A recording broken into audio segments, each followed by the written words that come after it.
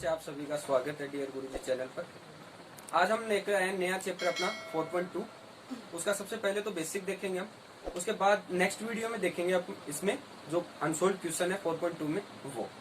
तो चैप्टर चल रहा था अपना डिटर्मिनेंट सारणिक, जो चैप्टर था उसका 4.1 अपनी कंप्लीट कर ली थी पहले, और अब हम उसका बेसिक पार्ट है 4.2 का। तो सबसे पहले बेसिक के अंदर देखो सारणिक के गुणधर्म क्या है, प्रॉपर्टीज ऑफ डिटर्मिनेंट।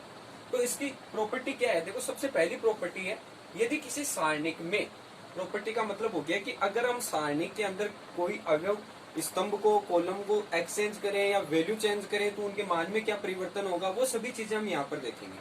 तो स्टार्ट करते हैं। सबसे पहला जो अपना टॉपिक दिया हुआ है, यदि किसी सारणिक में समस्त पंक्तियों की बात कर रहा हूँ, उनको मैं चेंज कर रहा हूँ किसमें, स्तंभ में, और प्रत्येक स्तंभ को बदल रहा हूं मैं किसमें, पंक्ति के रूप में। स्तंभ को पंक्ति में और पंक्तियों को स्तंभ के रूप में बदल रहा हूं। तो हमें इसका मान निकालना है। सबसे पहले फर्स्ट का मैं कोई एग्जांपल ले लूं कि उसके मान में क्या परिवर्तन होगा या नहीं होगा, वो हम यहाँ पर एग्जांपल के रूप में चेक करेंगे। प्रॉपर्टी अपनी जो चल रही है, थ्योरम अपनी चल रही है, वो ये कह रहा है कि अगर मैं समस्त पंक्तियों को स्तंभ में और स्तंभ को पंक्तियों में बदल दूं तो उसके बाद जो सारणी का मान होगा उसमें कोई परिवर्तन नहीं होगा। तो ये वाली चीज हम सेटिस्फाई करवाएंगे कहाँ पर, एग्जाम्पल देकर। तो एग्जाम्पल स्टार्ट करते हैं। यहाँ मान लो कोई सारणिक ए है मेरे पास और उसकी वैल्यू है 0 1 2 0 2 3 4 3 2। और इस मैट्रिक्स के अंदर या इस डिटरमिनेंट के अंदर में अगर किसी एक अवयव का मान या डिटरमिनेंट का मान निकालू, सारणिक का मान निकालू, तो वो वाला मान और इसकी जो पंक्ति को रो में और रो को कॉलम में चेंज करके उसके अंदर अगर डिटरमिनेंट का मान निकालूं तो उसका मान में कोई परिवर्तन नहीं होना चाहिए। प्रॉपर्टी ये कह रही है अपनी। तो चलो स्टार्ट करते हैं। इसकी वैल्यू निकालूं तो देखो सबसे पहले 0 वाली ये पंक्ति और ये कॉलम छोड़ दूं, ठीक है। तो क्या हो गया, देखो 2 इंटू 2 4 माइनस 3 इंटू 3 9। तो देखो कंप्लीट वैल्यू 0 हो गई, 0 से मल्टीपल हो गए। फिर देखो ये वाला ले रहा हूँ दूसरी वैल्यू में, तो माइनस के 0, इस वाले में ये पंक्ति और ये कॉलम छोड़ दो, क्या बच गया 2 इंटू 1 2 माइनस 3 इंटू 2 6। फिर प्लस 4 ले लूं अगला, तो 4 लिया तो देखो क्या हुआ, ये वाला और ये वाला छोड़ देंगे तो 3 इंटू 1 3 माइनस 2 इंटू 2 4। इसकी वैल्यू डिफाइन करें तो ये कंप्लीट 0, ये कंप्लीट 0। मैं देखो ये वाला क्या है अपना, ये अपना कॉलम है, तो मैं C1 के, ये C1 है, ये C2, ये C3, C1 के सापेक्ष प्रसार कर रहा हूं। ये मैंने C1 के सापेक्ष क्या किया है, प्रसार किया है, इसको ओपन किया है। ये दोनों वैल्यू 0, यहाँ बच गया 4 माइनस 1, कितना आ गया, माइनस के 4। अब अगर मैं इसका प्रत्येक कॉलम को रो में चेंज कर दूं और रो को कॉलम में चेंज कर देता हूं तो इस पे क्या इफेक्ट पड़ेगा। तो मैट्रिक्स A इक्वल टू 0 0 4 और फिर 1 2 और 3, फिर ये वाला 2 3 और 2। अब यहां मैं देखो R1 के सापेक्ष रो 1 के सापेक्ष क्या कर रहा हूं, प्रसार कर रहा हूं, सापेक्ष प्रसार, और चेक करूंगा कि क्या इसका मान अलग आता है, डिफरेंट आता है या वही मान आता है, वो हमें देखना है। 0 0 ये दोनों कॉलम तो सबसे पहले मैं 0 कर दूं डायरेक्ट, क्योंकि मैट्रिक्स का हमने काफी टाइम ने इसमें मान निकाल लिया है। 4.1 में भी अपन ने वैल्यू डिफाइन कर ली है। इन दोनों की वैल्यू 0 होगी। लास्ट बचा अपना 4, यहाँ माइनस आता है, लास्ट बचा 4, और 4 को मैं मल्टीपल करूंगा किससे, देखो 4 वाला जो कॉलम है वो छोड़ दूंगा, 4 की रो है वो छोड़ दूंगा, क्या बच गया 3 माइनस 2 को 2 से किया तो 4, वैल्यू क्या बच गई, देखो 4 में से 3 गया तो माइनस का 1 बच गया, माइनस के 1 को 4 से मल्टीपल किया, माइनस का 4। क्या ये दोनों वैल्यू सेम है, बिल्कुल है। तो इसका मतलब जो पहली अपना प्रॉपर्टी थी पहली, वो इसको क्या कर रही है, सेटिस्फाई कर रही है। अब देखेंगे इसी की सेकंड प्रॉपर्टी, वो क्या कहती है। अगर हम यहाँ पर थोड़ा सा ध्यान दें वैल्यू के लिए, तो इसी जो यही एग्जांपल मैं अगर लेकर चलूं और उसको मैं एक्सचेंज करूं सेकंड प्रॉपर्टी के अनुरूप, तो उसकी वैल्यू देखो किस प्रकार से आएगी। जैसे फर्स्ट अपनी है, इसमें क्या दिया हुआ है, यदि किसी सारणिक में दो पंक्तियों या दो स्तंभों को परस्पर विनिमय किया जाए तो सारणिक का संख्यात्मक मान वही रहता है लेकिन उसका चिन्ह बदल जाता है, यानी साइन चेंज हो जाएगा। तो कहने का मतलब हम ये कह सकते हैं कि अगर मैं इस मैट्रिक्स की कोई भी वैल्यू किसी भी रो से निकालो, सॉरी कॉलम से निकालो या रो से निकालो, किसी भी प्रकार प्रसार करके जो वैल्यू आएगी, और उसके बाद मैं अगर इनमें से किसी एक रो को या कॉलम को चेंज कर देता हूँ, दो रो या दो कॉलम को आपस में चेंज कर देता हूँ, उसके बाद जो मान निकलेगा वो किस प्रकार का आएगा। अगर ये नेगेटिव आएगा तो ये पॉजिटिव आएगा, उसका साइन चेंज हो जाएगा, बाकी संख्यात्मक मान वही रहेगा। तो चेक करते हैं चलो। जैसे ये सेकंड प्रॉपर्टी है अपनी, ए इक्वल टू ये दिया हुआ है अपन को, ठीक है। तो हम क्या करेंगे, सबसे पहले इसके C1 के सापेक्ष इसका मैं प्रसार कर लेता हूँ। तो C1 के सापेक्ष देखो ये वाला आएगा, सबसे पहले 0 को लिया, 0 आ जाएगा मान, प्लस नेक्स्ट में भी 0 आएगा, क्यों? क्योंकि ये वैल्यू 0 की है इसलिए। फिर 4 वाले में वैल्यू आएगी कोई ना कोई, तो 4 के लिए देखो मैं वैल्यू निकालूँ। 4 लिया, ये वाला छोड़ देंगे। 3 को 1 से किया 3, माइनस 2 को 2 से किया 4, तो माइनस के 4 आ गया इसका मान, ठीक है यहाँ तक। अब हमें क्या करना है, देखो दो स्तंभों को परस्पर विनिमय करने पर मैं पहले को सेकंड को फर्स्ट में ले रहा हूँ और फर्स्ट को सेकंड में ले रहा हूँ, विनिमय कर रहा हूँ इनका। तो A इक्वल टू जो न्यू अपनी सारणिक है वो क्या बन जाएगी, 1 2 और 3, 0 0 4, 0 0 और 4, फिर 2 3 और 1, 2 2 3 और 2, ऐसा का ऐसा। यहाँ अगर मैं इसका मान निकालना चाहूँ तो चाहे आप इसका, जैसे यहाँ पर C1 है अपने पास में, कॉलम लिया था, यहाँ रो ले लो। R1 के सापेक्ष में क्या कर रहा हूँ, सापेक्ष क्या कर रहा हूँ यहाँ पर, प्रसार। वो किस प्रकार से होगा प्रसार, देखो 1 होगा।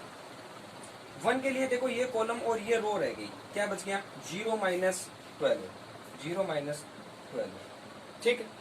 फिर चलेंगे आगे, माइनस ये वाला 0 है तो कंप्लीट वैल्यू 0 हो जाएगी इसकी, तो चलो 0 ही कर दो, क्योंकि 0 से मैं मल्टीपल करूंगा इन दोनों को माइनस इन दोनों को, तो कंप्लीट वैल्यू क्या होगी 0।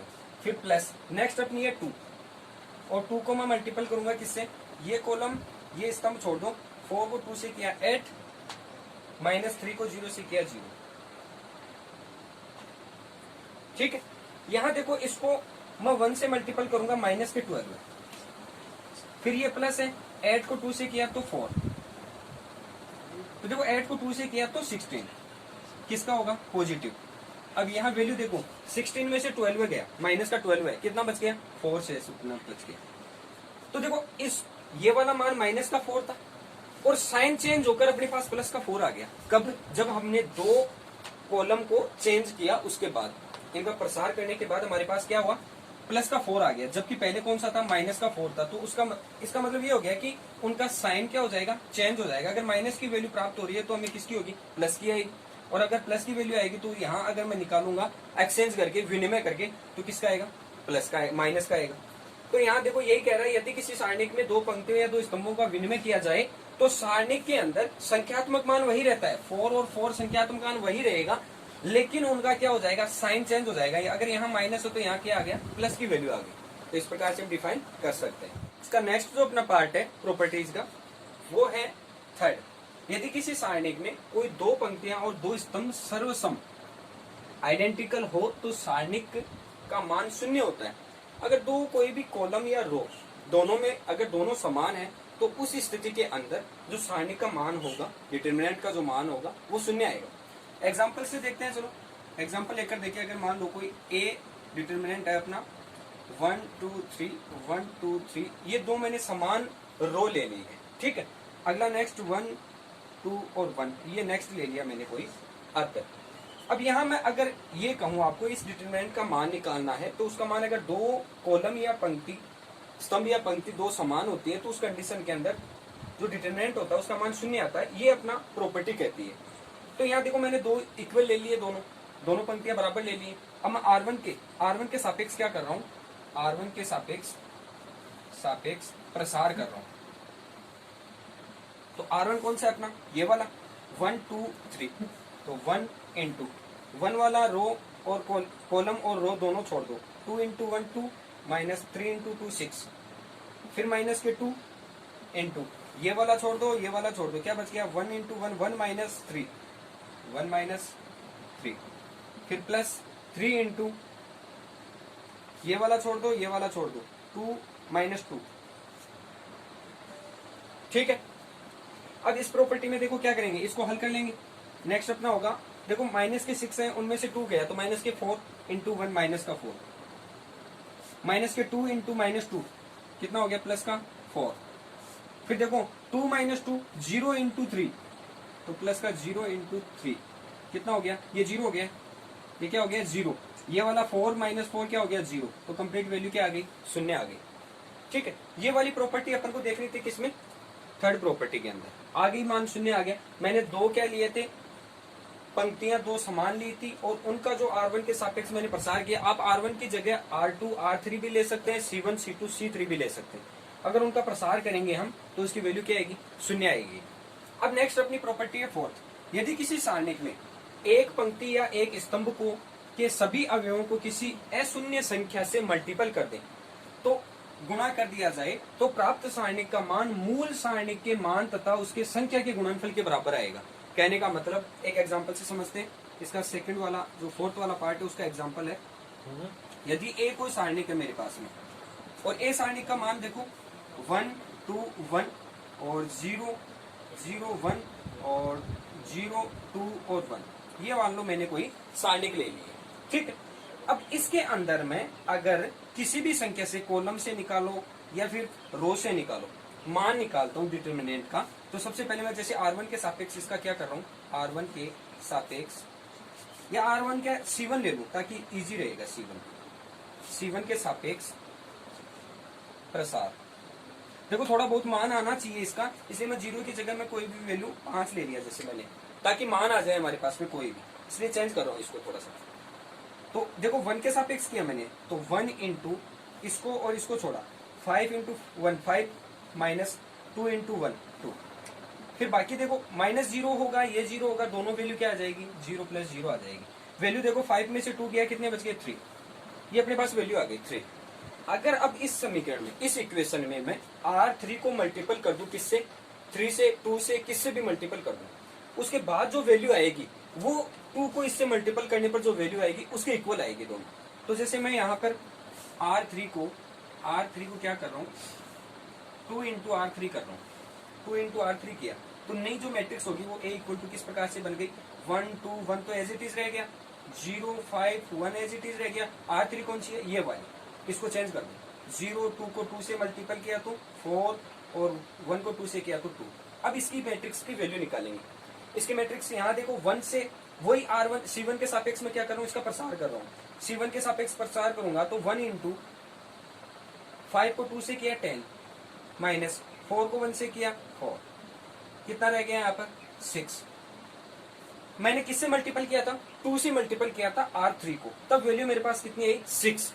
और अगर मैं 2 से इस वाली मैट्रिक्स को मल्टीपल करता हूँ, 2 इंटू 3 करता हूँ, तो कितना आया वैल्यू 6। कहने का मतलब जो वैल्यू जिस गुणांक से हम मल्टीपल कर रहे हैं उस गुणांक से अगर सारणिक को जो पहले से अपने सारणिक का मान निकाला था उसको गुणा करें, तब वैल्यू जितनी आएगी उतनी ही वैल्यू किसी रो या पंक्ति को मल्टीपल करने पर, किसी रो या कॉलम को मल्टीपल करने पर जो विपरीत मान जिनके द्वारा डिटरमिनेंट का मान निकलता है उसके मान के इक्वल आएगा। यही अपनी प्रॉपर्टी थी। यदि किसी सारणिक में एक पंक्ति या स्तंभ के सभी अवयवों को किसी अशून्य संख्या, अशून्य का मतलब हो गया 0 से नहीं, 0 के अंदर कोई भी वैल्यू होगी उससे मल्टीपल कर सकते हैं, उससे गुणा कर दिया जाए तो प्राप्त सारणिक का मान, इसका मान मूल सारणिक के मान के जो जिस संख्यात्मक मान से हम मल्टीपल कर रहे हैं उसके मल्टीपल के इक्वल आएगा।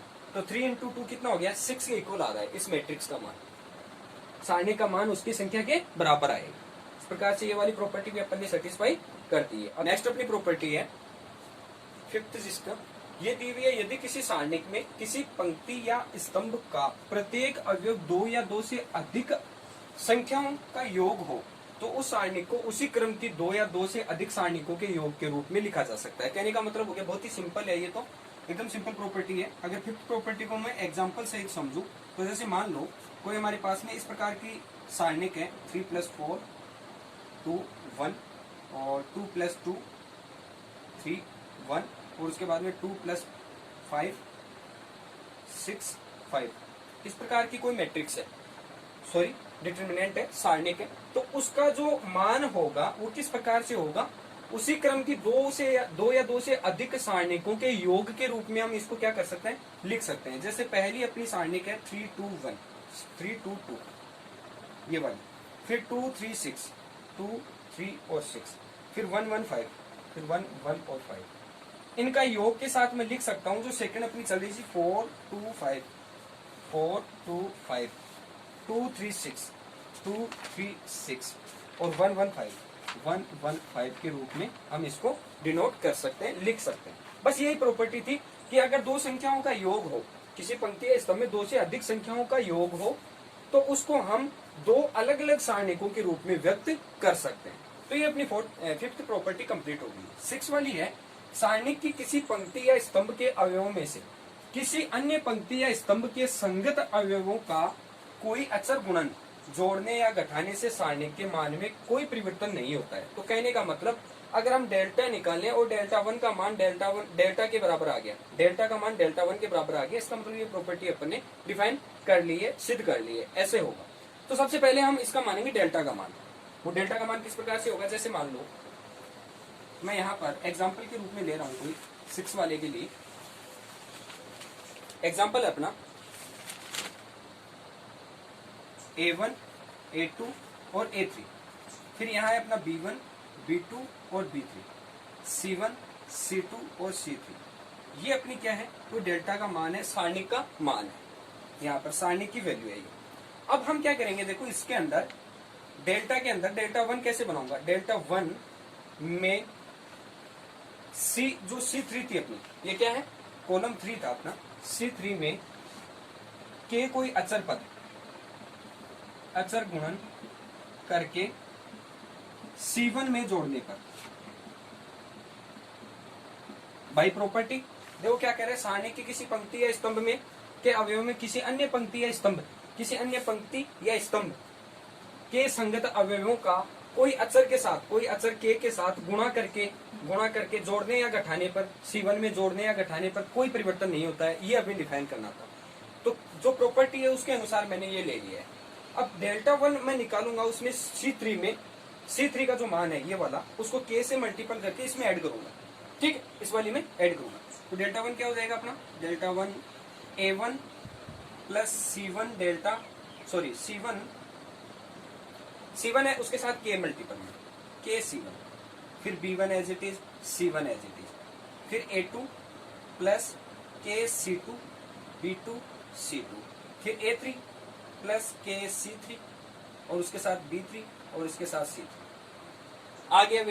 अब इसको किस प्रकार से डिफाइन कर सकता हूँ, बाई प्रॉपर्टी अपन ने फिफ्थ और फोर्थ पढ़ी है, उसके अंदर देखो फिफ्थ प्रॉपर्टी में अपन ने क्या किया था कि इस प्रकार का अगर योग कोई संख्यात्मक मान हुई होगी तो क्या करते हैं, देखो A1 A2 A3 का मान जो भी होगा वो इसके अलग रूप में लिखा जा सकता है। कहने का मतलब इसको मैं क्या लिख सकता हूँ, A1 A2 और A3, फिर यहाँ आ गया अपना B1 B2 और B3, फिर C1 C2 और C3, और ये जो प्लस है उसके साथ K के साथ मल्टीपल होगा C1 C2 C3। तो ये हो गया अपना K C1 K C2 K C3, फिर B1 B2 ये एज इट इज रहेगा बाई फिफ्थ प्रॉपर्टी के अनुसार। तो ये B1 B2 B3 C1 C2 C3। अब इसको और चेंजेस कर सकता हूँ। ये वाला तो क्या है हमारा, टोटल दिया हुआ क्या है, डेल्टा, इसको तो मैं डेल्टा लिख सकता हूँ, इस वाली प्रॉपर्टी को। तो ये तो हो गया अपना डेल्टा, फिर प्लस, इसमें से मैं K बाहर निकाल सकता हूँ, तो ये हो गया K। तो यहाँ क्या बच गया, देखो C1 C2 C3, C1 C2 C3, फिर B1 B2 B3, B1 B2 B3, फिर C1 C2 C3 लास्ट वाला ये वाला। अगर मेरे पास दो पंक्ति या दो स्तंभ बराबर होते हैं तो उस कंडीशन में इसका मान क्या हो जाता है, सारणिक का मान शून्य हो जाता है। ये अभी अपन ने थर्ड प्रॉपर्टी पढ़ी थी। ठीक है, तो यहाँ देखो इसका मान क्या करना है, शून्य करना है। तो ये वाला तो देखो सेम प्रॉपर्टी है, C1 और C3 क्या है, इक्वल है, दोनों स्तंभ क्या है, इक्वल है। इसका मतलब क्या होगा, इसका मान शून्य होगा, और इसका मान शून्य होगा, इसका मतलब K का मान भी क्या हो गया, शून्य हो गया। क्या बच गया मेरे पास में, डेल्टा लेकर क्या चले थे, डेल्टा लेकर चले थे, वापस से क्या आया अपने पास में, डेल्टा प्राप्त हो गया। या डेल्टा 1 के इक्वल क्या है मेरे पास में, डेल्टा प्राप्त हो गया। इसका मतलब मैं ये लिख सकता हूँ कि delta 1 equal to delta plus K into 0, और इस वाली वैल्यू को मैं लिख सकता हूँ डेल्टा 1 इक्वल टू डेल्टा। जो प्रॉपर्टी अपन को दी हुई थी वो अपन ने प्रूफ कर दी कि कोई परिवर्तन नहीं होगा सारणी की किसी पंक्ति या स्तंभ के अंदर अवयवों की किसी अन्य पंक्ति या स्तंभ के संगत अवयवों को कोई अचर गुणन के साथ में, अचर गुणन के साथ में अगर मल्टीपल करके जोड़े या घटाएं तो उसके मान में कोई परिवर्तन नहीं होता है। जोड़ दिया, घटा दिया, दोनों का मान देखो, डेल्टा का मान ये आ रहा था और लास्ट में डेल्टा 1 जब मैंने निकाला तब भी डेल्टा 1 किसके इक्वल आया, डेल्टा के इक्वल आया। ठीक है, तो delta 1 equal to delta 1, delta आ गया मेरे पास में। ये प्रॉपर्टी अपन ने डिफाइन कर ली। नेक्स्ट अपनी प्रॉपर्टी है 7, सारणिक की किसी पंक्ति या स्तंभ के अवयवों का किसी अन्य पंक्ति या स्तंभ के संगत सहखंडों से गुणा करने पर प्राप्त जो राशियों का योग है वो भी क्या होगा, हमेशा शून्य होगा। देखो एग्जांपल से समझेंगे इसको।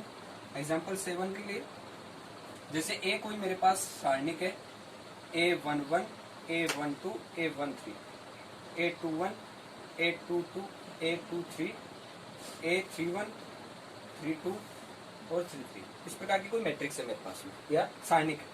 अब अगर इसके मान की अगर हम तुलना करें तो देखो, प्रसार के रूप में मैंने बेसिक के अंदर 4.1 में आपको बताया था कि प्रसार किस प्रकार से होता है। तो A11 के लिए, A12 के लिए, A21 के लिए, कहने का मतलब इन तीनों के लिए A11, जैसे A11 F11 होता है, फिर A12 F12 होता है, फिर A13 F13 होता है। इस प्रकार की इक्वेशन होती है। ये वाली समीकरण 1 दे दो, इसका मान इस प्रकार की इक्वेशन का मान आता है, वो अपन ने निकाल के भी देखा था यहाँ पर। ठीक है, अब अगर मैं ये कहूँ कि जो थर्ड अपना रो है उसको मैं एक्सचेंज कर दूं किससे, A11 से A12 से। यदि A11, A12, A13 को A31, A32, A33 से प्रतिस्थापित करने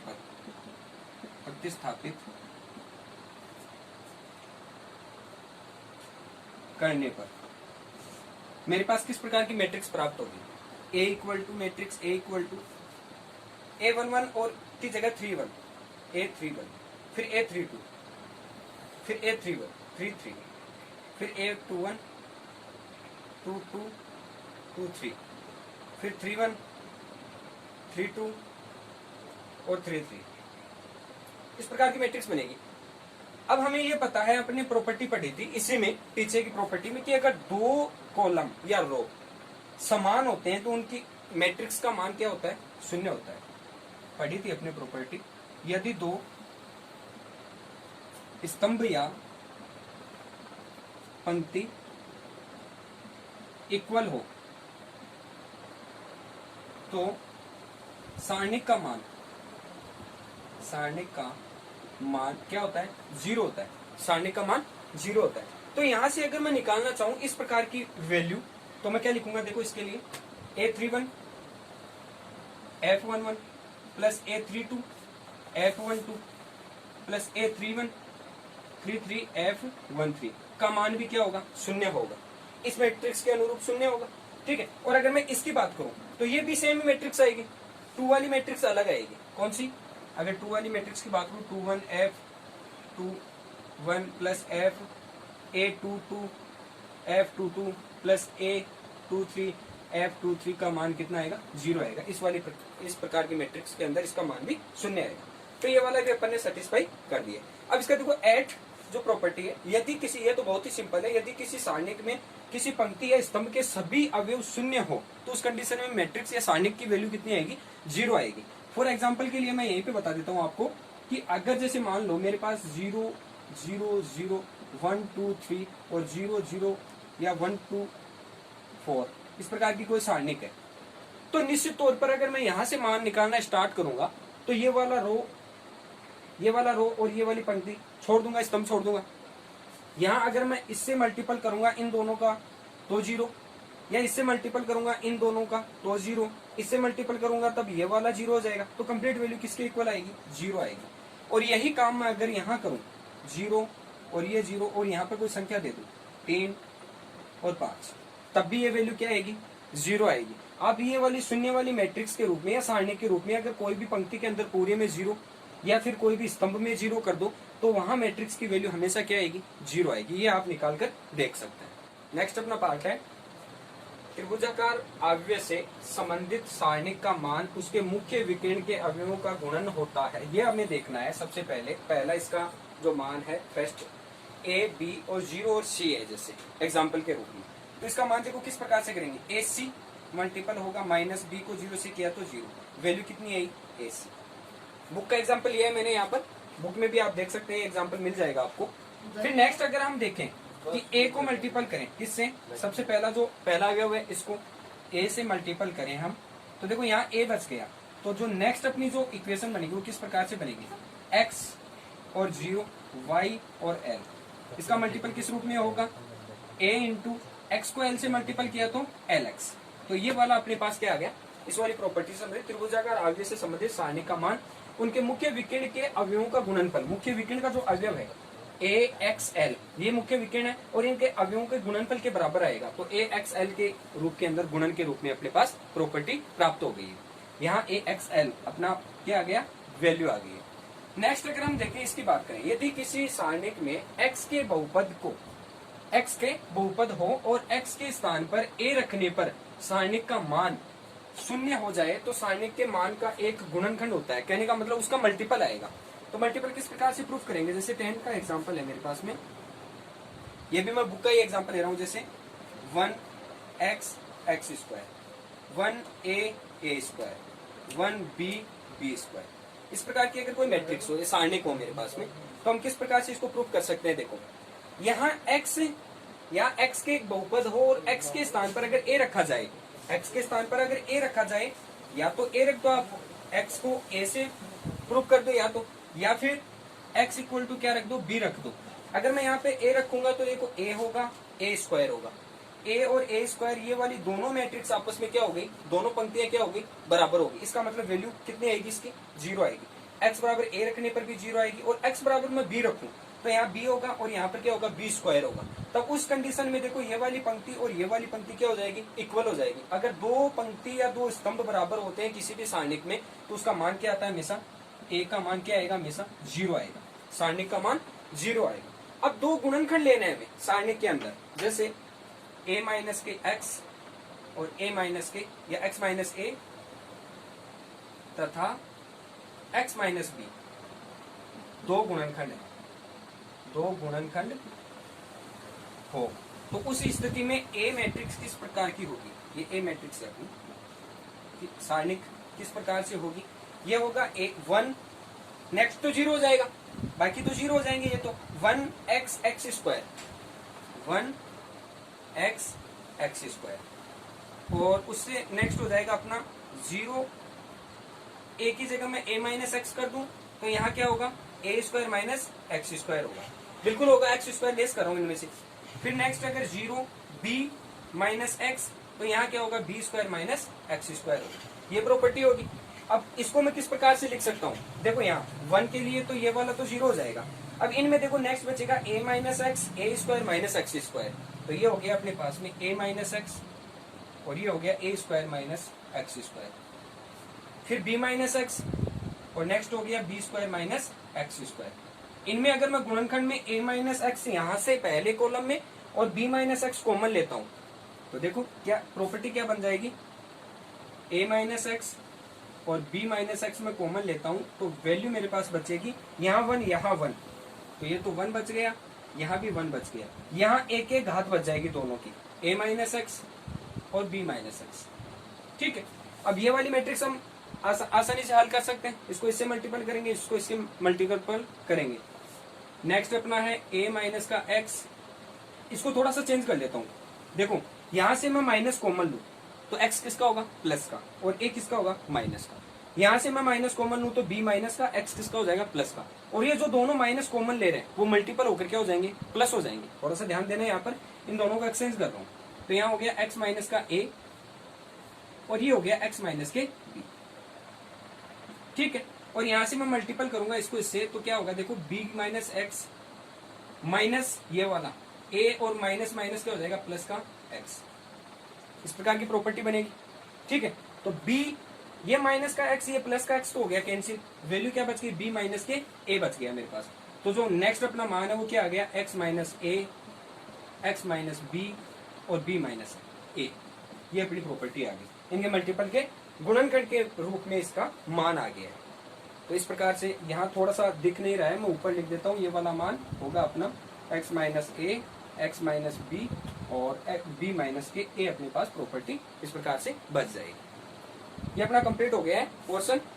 इसमें 10 प्रॉपर्टीज थी वो अपन ने कंप्लीट कर ली है। इसका एक बेसिक का छोटा सा कॉन्सेप्ट और बचा है, वो इस प्रकार है कि सारणिकों का गुणनफल अगर हो, प्रोडक्ट ऑफ डिटर्मिनेंट हो, तो उसको किस प्रकार से हम हल करेंगे। जैसे एग्जांपल के रूप में मैं ले रहा हूं इसको, डेल्टा का मान मान लो 1 2 2 1 और डेल्टा 1 है मेरे पास 1 2 2 1 2 या 1 2 3 3 और 4 इस प्रकार की कोई वैल्यू है। डेल्टा 1 इंटू डेल्टा 2 करेंगे यहाँ पर, या डेल्टा इंटू डेल्टा 1 ले लो, तो इनका प्रोडक्ट किस रूप में आएगा, डेल्टा इंटू डेल्टा 1 करेंगे, तब इस वाली वैल्यू को मैं 1 0 0 के रूप में और 0 0 के रूप में ले सकता हूँ। 1 2 और 2 1 आ गया यहाँ। इसका मल्टीपल होगा किसके साथ, इसके साथ 1 2 3 2 1 3 1 2 4। इसका मल्टीपल करूंगा तो देखो ये जो पंक्ति है वो स्तंभ से मल्टीपल होगी, तो कर देते हैं मल्टीपल। यहाँ पर सबसे पहले 1 को 1 से किया 1 प्लस 0 कंप्लीट 0, फिर इसको करूंगा कंप्लीट वैल्यू से इससे मल्टीपल, तो 1 को 2 से किया 2 प्लस 0 फिर 0 वाली इस वाली वैल्यू को कंप्लीट इससे करूंगा, तो 1 को 3 से किया 3 बाकी 0। ठीक है, यहाँ मल्टीपल थोड़ा सा फास्ट कर रहे हैं क्योंकि अपन ने काफी टाइम ये सीख लिया है। नेक्स्ट 0 से अगर किसी भी वैल्यू को मल्टीपल करूंगा ये तो 0 हो जाएगा। 1 को 2 से किया 2 0 प्लस 2 प्लस 2 को 1 से किया 2, फिर नेक्स्ट 0 को 2 से किया 0 प्लस 1 को 1 से किया 1 प्लस 2 को 2 से किया 4, फिर नेक्स्ट 0 को 3 से किया 0 प्लस 1 को 3 से किया 3 प्लस 2 को 4 से किया तो 8। इस प्रकार की वैल्यू बन गई। नेक्स्ट अपन देखेंगे 0, तो ये वाला 0 प्लस 2 को 2 से किया 4 प्लस 1 को 1 से किया 1, फिर नेक्स्ट 0 0 1 1 को 2 से किया 2 और 2 को 1 से किया 2, तो 0 प्लस 2 प्लस 2। नेक्स्ट अपन देखेंगे 0 into 3 0 plus 2 into 3 6 plus 1 into 4 4।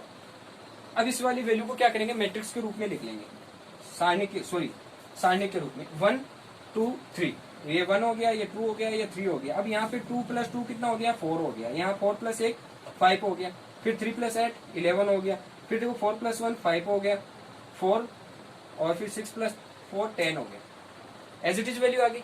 अब इस वाली मैट्रिक्स का मान निकालना है हमें, जो इस वाली जो सारणिक है इसका मान निकालना है, डिटर्मिनेंट का मान निकालना है। ये वाला मान इन दोनों के जो अलग अलग आएगा मल्टीपल में, जो डेल्टा इंटू डेल्टा 1 के मान में मल्टीपल में आएगा उसके इक्वल आना चाहिए, डेल्टा 1 का और डेल्टा का मान निकालेंगे। यहाँ डिटर्मिनेंट का मल्टीपल क्या होगा, देखो 1 से मल्टीपल किया तो 1 यहाँ 1, इसको छोड़ देंगे, 5 को 10 से किया तो 50, माइनस 5 को 11 से 4 को 11 से किया तो 44, माइनस 2 को मल्टीपल किया तो ये वाला कॉलम और ये वाला छोड़ देंगे, क्या बचा, 4 को इससे किया तो 40, माइनस 5 को 11 से किया 55, प्लस 3 को मल्टीपल करेंगे तो इसको और इसको छोड़ देंगे, क्या बच गया शेष अपना, 4 को 4 से किया 16, माइनस 5 को 5 से किया 25।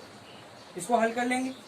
1 को मल्टीपल करने के लिए लेस किया तो 6 बच गया, माइनस 2 इंटू 55 में से 40 गया माइनस के 15 और प्लस के 3 इंटू यहाँ पे माइनस का 9 बच गया, 6 माइनस माइनस माइनस प्लस हो गया, इसको मल्टीपल किया तो 30 प्लस 9 को 3 से किया तो माइनस के 27, 30 में से 27 गया 3 बच गया और 3 प्लस 6 कितना हो गया 9। अब इन दोनों का मल्टीपल जो अलग अलग आएगा मैट्रिक्स का हल, जैसे डेल्टा का मान निकालू 1 2 और 2 1, इसके इक्वल आना चाहिए, इन दोनों के इक्वल, इन दोनों के जो मान आएंगे उनके मल्टीपल के इक्वल आना चाहिए मान। तो 1 माइनस के 4 इंटू 4 2 इंटू 2 4 हो गया, माइनस के 3 आ गया इसका मान। तो और नेक्स्ट अपन देखिए अगर इसका मान सेकंड मैट्रिक्स 1 की वैल्यू, तो 1 की वैल्यू किस प्रकार से होगी, 1 2 3 2 1 3 1 2 4, मल्टीपल करूंगा 1 से तो 1 इंटू 4 4 माइनस के 3 इंटू 2 6, माइनस 2 इंटू 2 वाला छोड़ेंगे, ये वाला छोड़ेंगे, 2 इंटू 4 8, माइनस 1 इंटू 3 3 प्लस 3 लिया यहाँ पर, ये वाला छोड़ देंगे, ये वाला छोड़ देंगे, क्या बच गया 2 इंटू 2 4 और माइनस का 1 इंटू 1 1, 4 माइनस का 1, वैल्यू क्या बच गई, 4 में से 6 में से 4 गया तो माइनस के 2, फिर मल्टीपल माइनस के वैल्यू है यहाँ पर माइनस के 2, माइनस 2 इंटू 8 में से 3 गया तो 5, 3 इंटू 4 में से 1 गया 3, इन दोनों को मल्टीपल करेंगे, माइनस के 2 माइनस 2 को इससे किया तो 10 और 3 को इससे किया तो 9 प्लस के। यहाँ वैल्यू देखो कितनी बच गई, 10 में से 9 गया, माइनस का 1 और माइनस के 2, माइनस के कितने हो गए 3। अब अगर मैं माइनस के 3 और माइनस के 3 को मल्टीपल करता हूँ तो माइनस माइनस तो हो गया प्लस, और 3 को 3 से मल्टीपल किया कितना हो गया 9। कहने का मतलब अगर अलग अलग मैट्रिक्स को हल करें, डेल्टा इंटू डेल्टा 1 को हल करें, मल्टीपल करें, तब उनका मान 9 आता है। और अगर डेल्टा को डेल्टा 1 से इस प्रकार से मल्टीपल करें सारणी को हल करके, तब भी उसका मान कितना आता है 9 आता है। ये प्रॉपर्टी अपन को देखनी थी। इस प्रकार से अपना बेसिक कॉन्सेप्ट क्लियर हो गया है। अब नेक्स्ट अपनी जो क्लास होगी उसमें देखेंगे 4.2 के अनसोल्व्ड क्वेश्चंस।